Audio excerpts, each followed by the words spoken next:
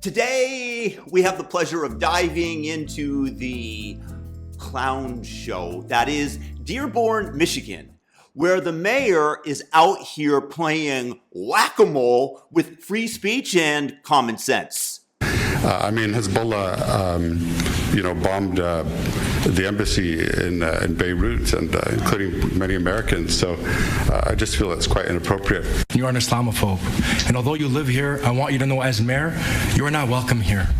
And the day you move out of the city will be the day that I launch a parade celebrating the fact that you moved out of the city, because you are not somebody who believes in coexistence. Guys, as we begin, hit that thumb up video and subscribe if you're new. Leave me a comment with your thoughts.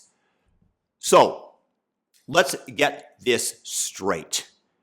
A Christian pastor stands up at a city council meeting, as this is right, says, hey, maybe naming a street after a guy who cheers for Hezbollah, a literal terrorist group, isn't the vibe we want.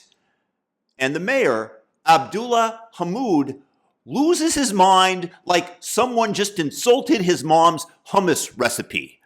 Don't go there, dude. He calls the guy a bigot, a racist, an Islamophobe. And then because, why stop there, says, you're not welcome in my city, and I'll throw a parade when you leave. A parade.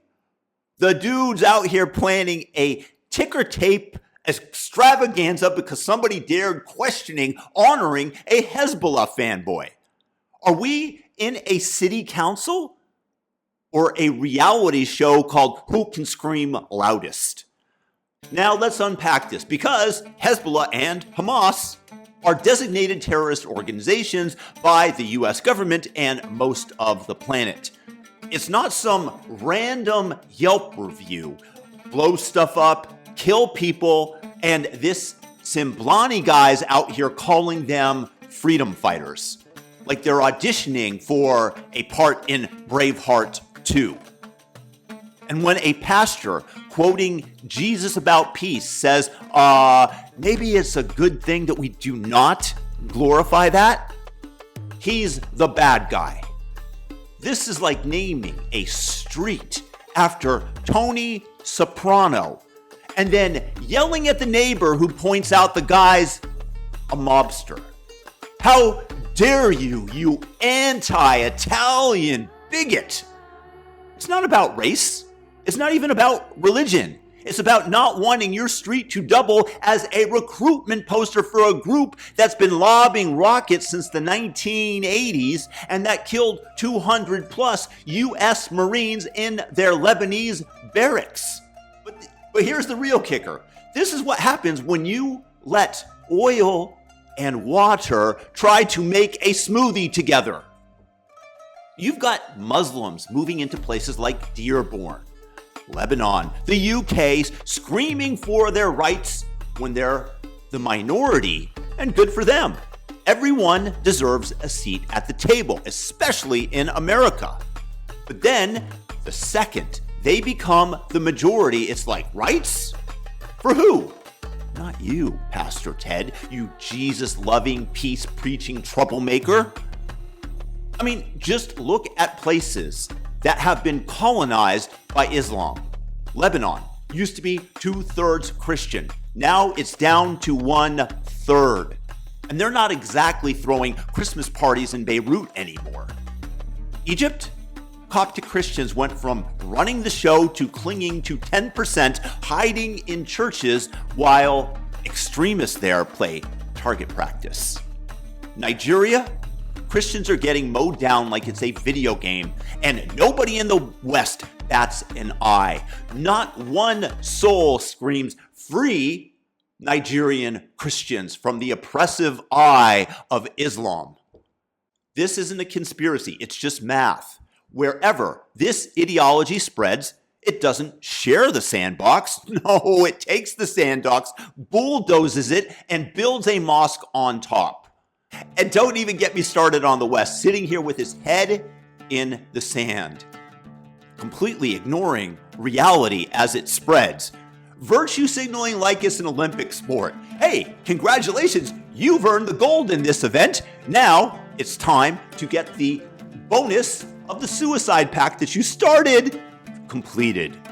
Because everybody's saying we are so inclusive. Look at me, I'm such a good person. I understand. Let's invite everyone to the party. Yeah, great. Until the party turns into a cage match because one group's playing by the rules that say dominate or bust, and Christianity is out here turning the other cheek, singing kumbaya, everyone, kumbaya, while the other side's like, cool, I'll take that cheek and the rest of your face too.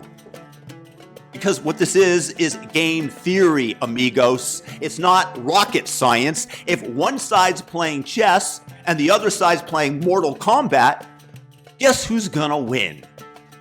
Spoiler, it's not the guy quoting scripture about love. Dearborn is just the latest episode in this global soap opera. You've got a mayor who's ready to yeet a pastor out of town for saying, hey, maybe don't name streets after dudes who think martyrdom is a top-tier personality trait. I think that's a decent statement. Imagine if they got Sharia law going. Pastor Ted wouldn't just be unwelcome, he'd be lucky to keep his head on his shoulders.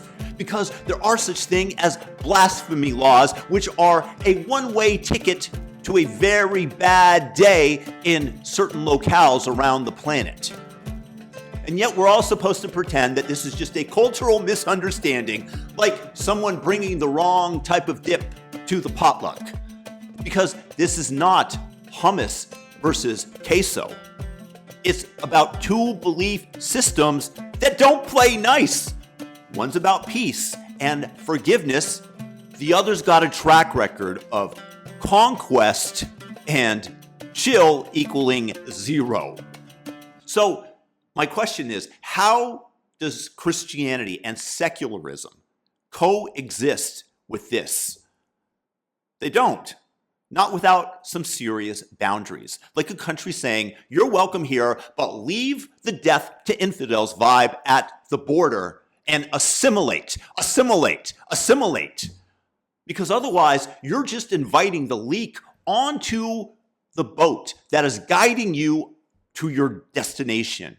And it goes from being a very slow drip to a geyser very, very quickly. Just look at the United Kingdom, where they're debating whether to arrest people for offensive tweets while entire neighborhoods fly Hamas and Hezbollah flags and take over city streets in prayer to demonstrate, by the way, their dominance. Go over to Lebanon, where Christians are now the side dish in a country they used to run. Dearborn's just a preview. Give it a decade, maybe two, and they'll be throwing parades for noted freedom fighter Osama bin Laden. Because this isn't about hate, my friends. It's about survival. You don't invite a crocodile into the pool in the name of inclusivity and then act utterly shocked when it drowns and eats your little girls.